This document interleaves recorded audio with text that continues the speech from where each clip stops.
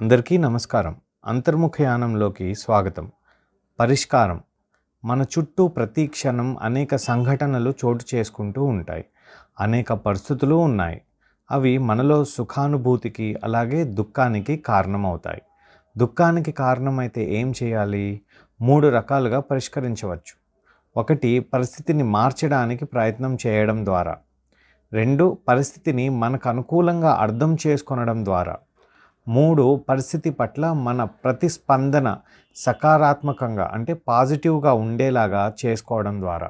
మా వీడియోస్లోని కంటెంట్ కనుక మీకు నచ్చితే ఈ కంటెంట్కి సంబంధించి షణ్ముఖానంద్ గారు రచించిన 2 పుస్తకాలు ఉన్నాయి. ఒకటి నేటి సమాజానికి బుద్ధుని ధర్మం, అట్లానే ఇంకొకటి అంతర్ముఖయానం. ఒక్కొక్క దాని విలువ 240. ఇందులో స్పీడ్ పోస్ట్ ఛార్జెస్తో కలిపి.